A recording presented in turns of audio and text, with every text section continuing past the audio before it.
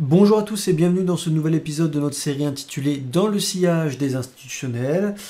Et donc savoir quelle classe d'actifs qu'il va falloir suivre, c'est l'enjeu de cette vidéo. Et si cela vous intéresse, eh bien ça tombe bien, vous êtes au bon endroit. On commence par le top du marché, donc là où les capitaux sont investis par les institutionnels. Et à la première place, vous avez les Royalty Trust sur le pétrole et le gaz, toujours très bien classé puisqu'on était premier il y a quelques semaines déjà. C'est une industrie qui a bien accéléré, vous l'avez vu sur le graphique, avec un V-bottom qui a été réalisé par le prix. C'est vrai que c'est pas évident pour rentrer en position si vous recherchez une latéralisation. Ça veut dire qu'il faut aller à plus court terme chercher une prise de position, mais ça reste une industrie qui performe extrêmement bien et qui, à l'heure actuelle, latéralise sous le niveau des 60. Donc, pourquoi pas patienter quelques séances supplémentaires pour pouvoir prendre une nouvelle position en cassure de la latéralisation. En tout cas, ça reste une industrie qui est classée première et en plus sur le gaz et le pétrole, donc qui sont fortement demandés à l'heure actuelle. En deuxième position, vous avez toujours le solaire, mais le solaire qui continue de diminuer, perdre du terrain. On avait vu FSLR, ENPH qui pouvait être intéressante il y a quelques semaines de là.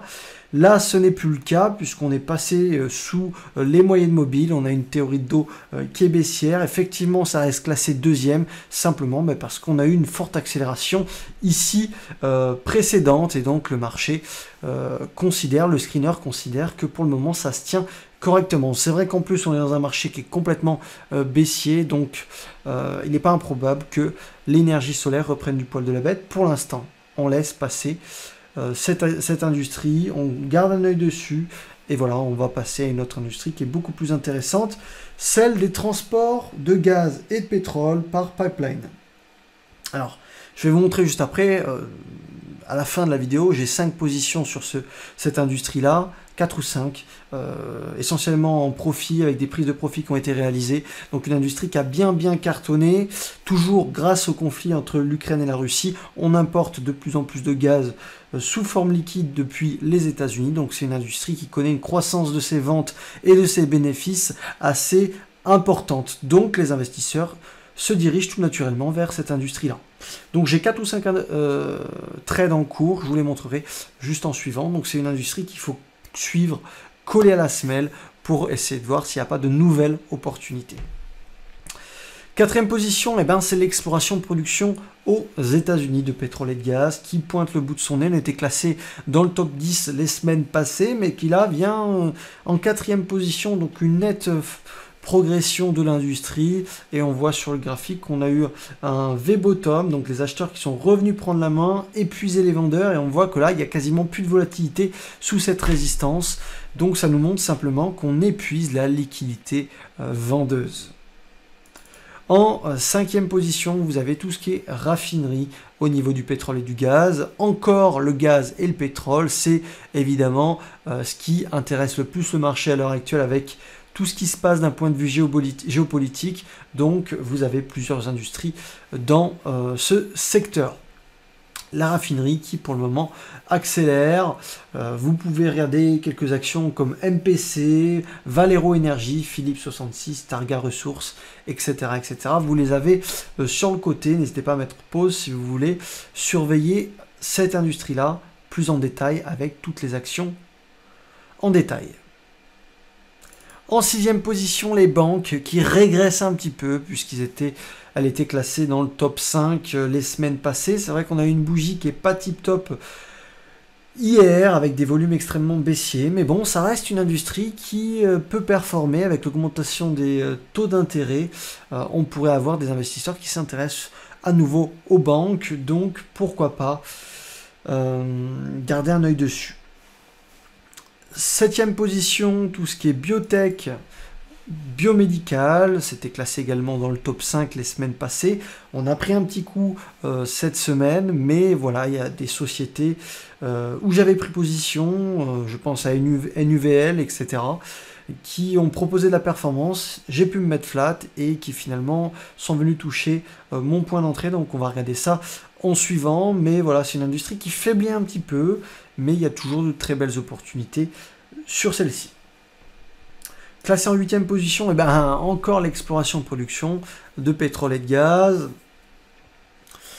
Voilà, donc qui est toujours fortement demandé, à surveiller, hein. Vous avez Occident Petroleum, HES, donc S Corporation, pardon, OnVT, Murphy Oil, etc., etc. Vous pouvez mettre stop et aller regarder un petit peu toutes ces sociétés.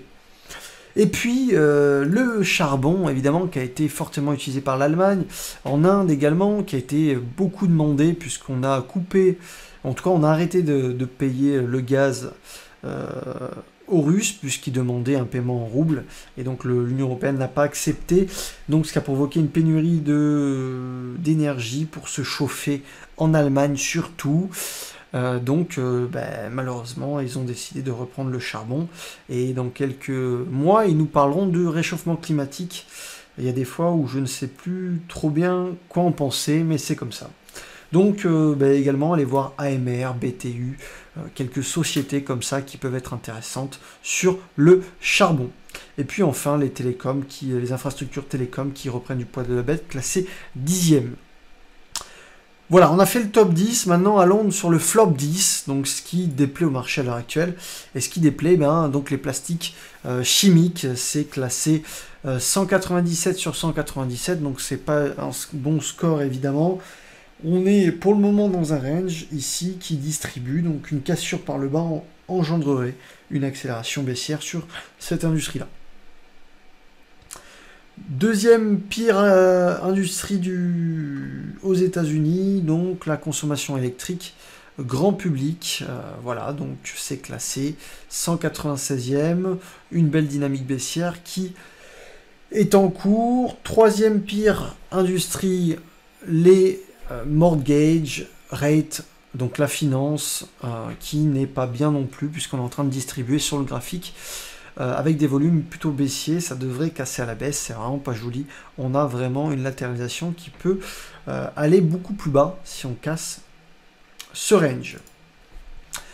Les produits électroniques de consommation, on en a parlé il y a 2 semaines, donc Sono, GoPro sont très peu demandés. Vous avez l'inflation qui est extrêmement importante, donc les ménages qui consomment moins, et ça joue sur la consommation des produits électroniques du type GoPro, Sono, etc. etc. C'est vraiment pas une industrie où il faut se réfugier pour le moment. Et puis vous avez les services télécoms, donc câbles, satellites, les softwares de bureau, donc les logiciels de bureau qu'on a vu les semaines précédentes, donc Microsoft, Adobe qui reste extrêmement baissière, dans un range qui distribue. Si on casse ce range, on va avoir une accélération un peu plus violente. Et puis vous avez beaucoup de choses derrière qui sont vraiment mal classées. Mais grosso modo, on a fait le tour du top 10 le plus haussier. Donc c'est ce qui nous intéresse si on fait des achats. Et si vous voulez faire des ventes, concentrez-vous sur, par exemple, le top 5 des flops. Voilà. Je reviens donc dans le transport de gaz et de pétrole par pipeline. TORM, qui a bien accéléré. Alors je suis rentré à la cassure juste ici. Le lendemain, on a gapé. Et puis j'ai pu prendre mes profits puisque j'ai atteint un objectif et un risk-reward de 2. Donc vous aviez un range qui était bien délimité ici, dans une tendance extrêmement prononcée, sur une industrie qui est dans le top 5. Donc on avait vraiment tous les éléments pertinents pour prendre un trade. On a également des gros volumes qui sont rentrés, avec des fondamentaux exceptionnels. Vous le voyez, hein, des fondamentaux qui ont augmenté de 124% au niveau des ventes, plus de 1000% au niveau des bénéfices. Et ce n'est pas terminé sur cette industrie-là. Je pense qu'on peut la tenir encore quelques semaines pour avoir une dynamique qui se poursuit. Néanmoins, j'ai quand même préféré prendre des profits sur le chiffre rond des 25, puisqu'on est dans un marché qui est compliqué. Donc 50% des profits ont été sécurisés. La deuxième position, c'est sur ASC, donc la même chose, transport de pétrole et de gaz, une prise de position aux alentours, hein, un petit peu au-dessus des 10, en sortie de range, très bons fondamentaux également, donc des profits ont été sécurisés puisque le risk-reward de 2 a été atteint aux alentours des 12 $, vous le voyez ici, avec des forts volumes, hein. Vous pouvez observer qu'à chaque fois dans cette forte dynamique, la majorité des volumes sont de couleur bleue, donc des volumes haussiers. On est dans une accumulation de titres de la part des institutionnels sur cet actif-là. Donc c'est un actif que j'apprécie, je suis toujours dedans à 50% de position.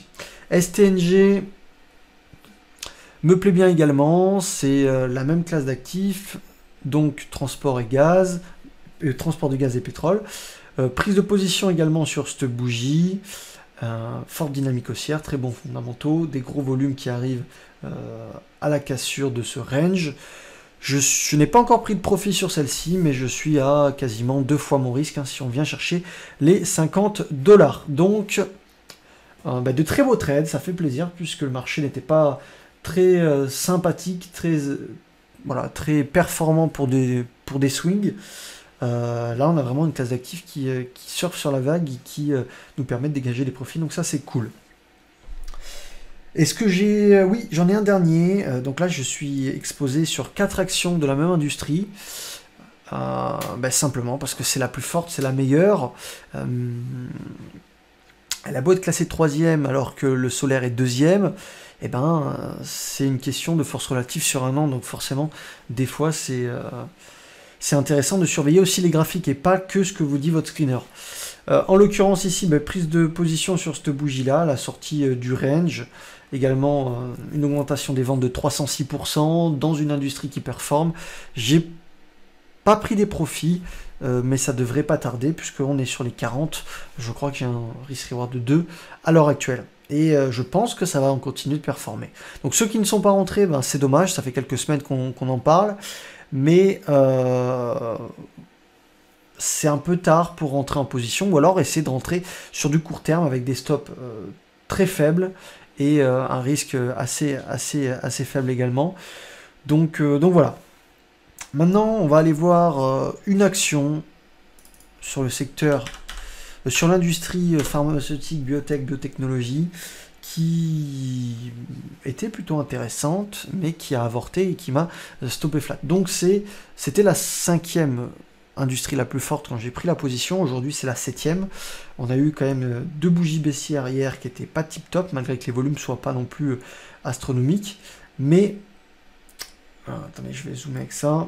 J'avais pris position sur cette bougie-là, à la cassure du range. C'était bien monté, donc quand ça monte et que j'ai une fois mon risque, je sécurise, et donc après c'est venu couper ma position sur le point d'entrée, donc pas de perte sur ce titre-là. J'en ai pris un autre, c'est le même setup, la même industrie, et c'est la même configuration, donc pas besoin d'aller la voir, mais stopper également sur le point d'entrée. Donc les positions qui courent à l'heure actuelle, c'est essentiellement du transport de gaz et de pétrole. Mais attention, l'exploration-production est intéressante, la raffinerie est intéressante également. Donc pensez à aller analyser ces industries-là. On voit par exemple Exxon, donc je vais vous la montrer ici. ExxonMobil qui est sur ses plus hauts réalisés depuis des années.